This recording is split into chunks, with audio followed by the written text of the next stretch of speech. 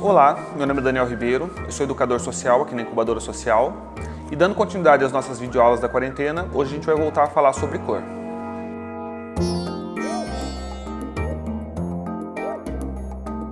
Mais especificamente a gente vai falar sobre gradações cromáticas, tá? Gradações de cor e de valor, de tons. Tá? O que é isso? A gente vai entender com um pouco mais como é que as cores funcionam e como é que a gente consegue fazer uma passagem de uma cor para outra de uma forma que fique suave, que fique harmoniosa e que fique interessante no nosso trabalho. Então é interessante para a gente entender bem as relações da cor que a gente tenha um círculo cromático à mão.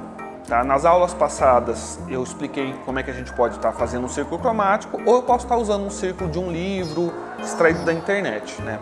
No círculo cromático a gente consegue enxergar bem qual é a cor complementar, qual é a cor análoga, né, as cores de contraste, as cores quentes, as cores frias. Então o círculo cromático ele é uma ferramenta indispensável para a gente conseguir afinar as nossas cores. Então vamos começar falando da gradação de cores do claro para o escuro. Tá? Se a gente observar aqui no círculo cromático, a gente vai ver, né, todas aquelas cores do espectro do arco-íris e a gente percebe que existem cores que são mais claras e cores que são mais escuras. Aqui no caso, por exemplo, o amarelo é a cor mais clara de todas e o azul-violeta a cor mais escura. Então a gente vai usar essas duas cores aqui para entender como é que funciona essa gradação do claro para o escuro. Então lembrando que isso pode ser feito também com preto ou com branco ou com outro par de cores, né? Uma cor clara e uma cor escura. Eu vou usar as cores do círculo cromático para ficar mais colorido e mais evidente aqui a nossa gradação. Então eu vou começar aqui com o amarelo puro.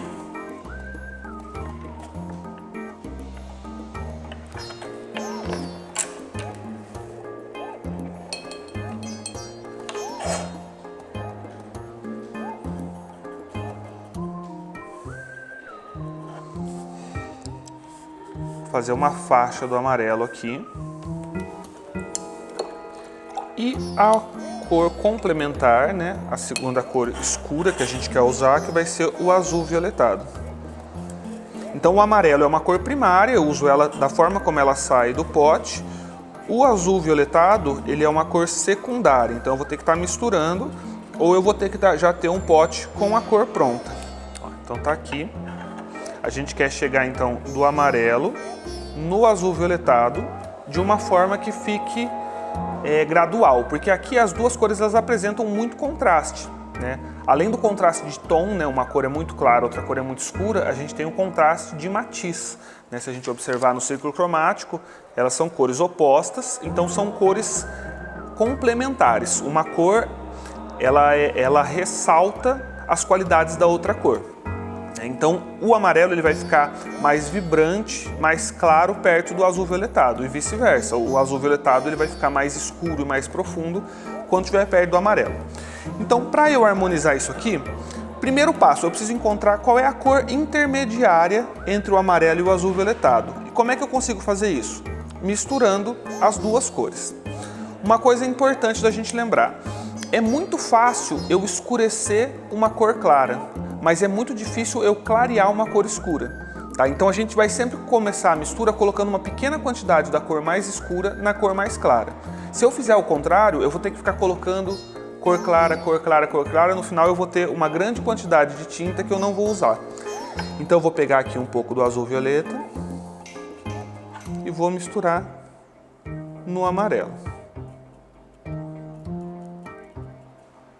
Como elas são cores complementares, ou seja, as duas cores elas têm todas as cores do espectro cromático em si, né? Lembrando que se a gente está falando de cores primárias, o amarelo ele é primário, o azul violetado é feito de duas cores primárias, o magenta e o azul ciano.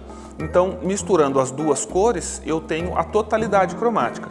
Então, a mistura dessas duas cores, ela vai ser um cinza neutro. O ideal é que ele não penda nem para um lado e nem para o outro, que ele não seja nem violetado e nem amarelado.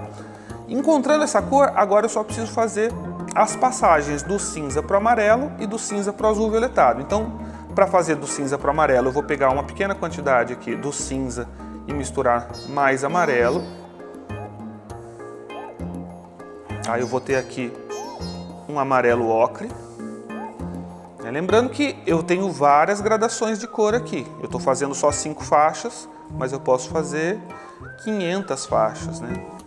As cores são contínuas, não existe um intervalo entre as cores, né? Então, mesmo entre esse tom e o amarelo, existem centenas de tons intermediários. E para fazer então do cinza para o azul violetado, eu faço a mesma coisa, só que agora eu vou pegar o azul violetado e vou misturar ele no cinza.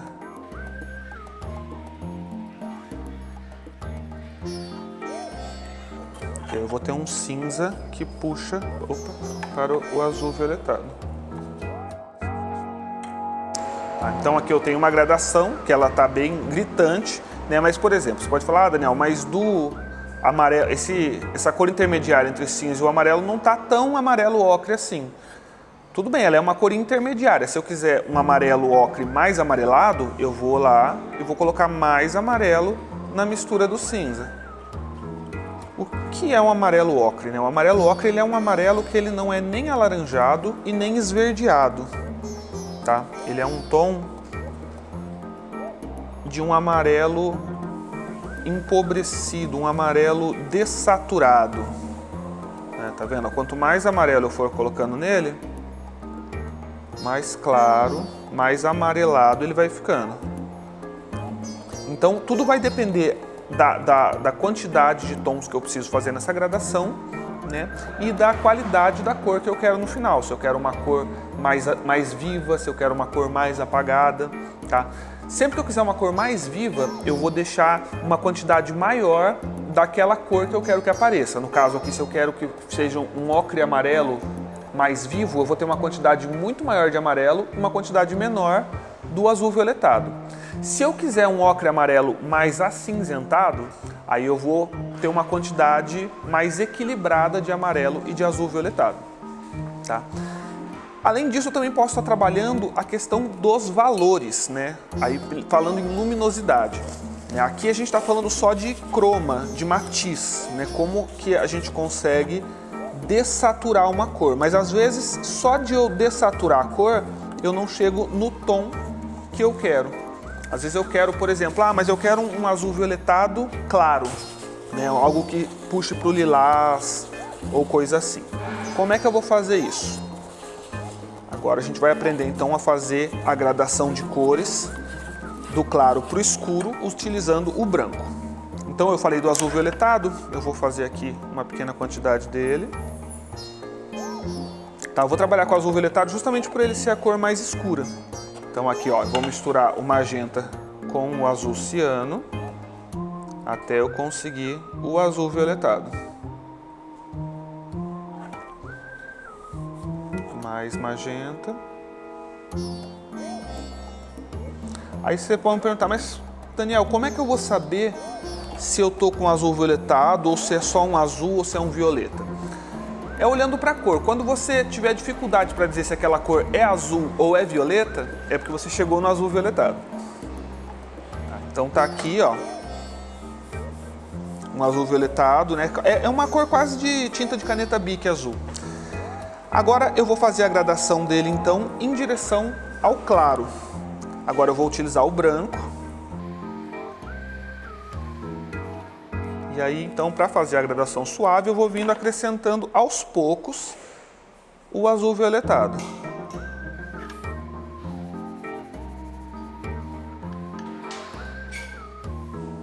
Pegando quantidades cada vez maiores de branco.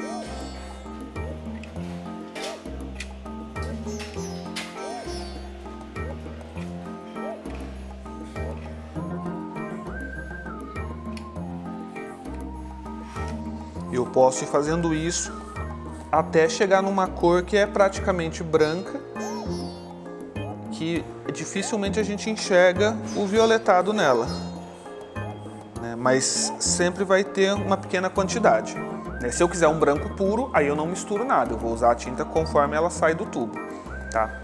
Então, aqui a gente conseguiu ver como a gente faz a graduação de uma cor mais escura para uma cor mais clara, tanto em termos de matiz quanto em termos de valores, né, utilizando o branco. Posso também, no sentido oposto, usar o preto para escurecer mais uma cor, né? Então, eu posso pegar o azul violetado, que já é uma cor bem escura, e transformar ele num azul quase preto. Assim como eu posso também clarear o amarelo, que já é uma cor bem clara, e transformar ele num amarelo quase branco, tá? Mas como é que isso funciona com cores que têm luminosidades parecidas? Vamos dar uma olhada aqui no círculo cromático. Ó, a gente percebe que a gente tem cores bem escuras, né? Geralmente as cores frias elas são mais escuras do que as cores quentes. Mas a gente tem entre as cores frias cores mais claras e entre as cores quentes também cores mais escuras. Então a gente vai pegar o par aqui, ó, do vermelho e do verde. Uma cor fria e uma cor quente, mas que tem luminosidades parecidas. Então lembrando aqui que vermelho e verde são cores secundárias, né? Então as duas cores eu vou ter que misturar para fazer elas. O vermelho vai ser feito de magenta e amarelo e o verde vai ser feito de amarelo e azul. Então vou fazer aqui primeiro o verde.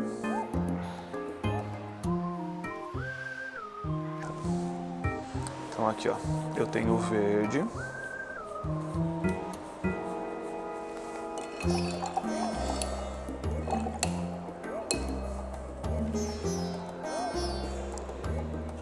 Para fazer o vermelho, misturo o magenta no amarelo.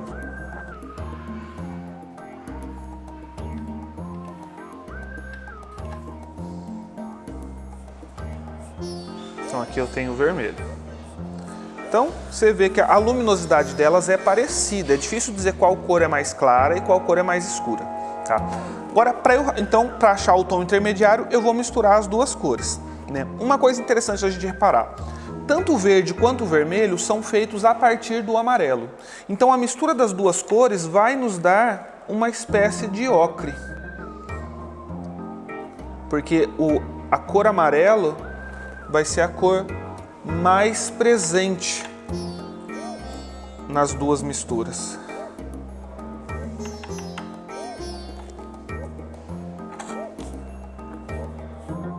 Aqui, né, um marrom ocre, né? Uma coisa que não é nem verde, não é vermelho, né? Tá ali entre as duas. Então a mesma coisa, para eu fazer a passagem desse marrom ocre para o verde, eu vou misturar uma pequena quantidade de verde no ocre.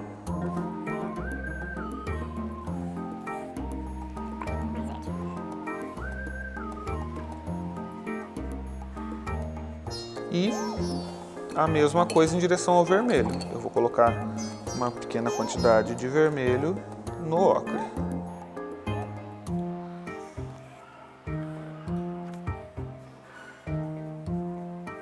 Então aqui a gente consegue ter essa passagem, né, de uma cor viva para outra cor viva. São cores semi-complementares, né, elas não são complementares de fato, mas elas também não são cores análogas, né, não são cores que estão próximas. A única coisa que elas têm em comum é o amarelo que compõe as duas, mas tanto no vermelho quanto no verde eu tenho uma quantidade maior de outra cor primária. No caso do vermelho, repetindo, né? No caso do vermelho eu vou ter uma quantidade maior de magenta misturado ao amarelo e no caso do verde eu vou ter uma quantidade maior de ciano misturado ao amarelo. Tá? Então aqui eu consigo fazer essa graduação suave. Tá? Isso pode ser usado também, gente, quando a gente quer combinar duas cores. Né? Todo mundo já ouviu falar, né, de combinação de cores, tem cores que combinam, tem cores que não combinam. Quando a gente trabalha só com duas cores, às vezes fica difícil de combinar as cores, né? Principalmente se forem cores muito opostas no círculo cromático, essas cores elas vão criar contrastes. Então vai muito também da minha intenção. Se eu quero destacar uma peça, por exemplo, imagina que eu quero destacar um lenço vermelho no meu bolso.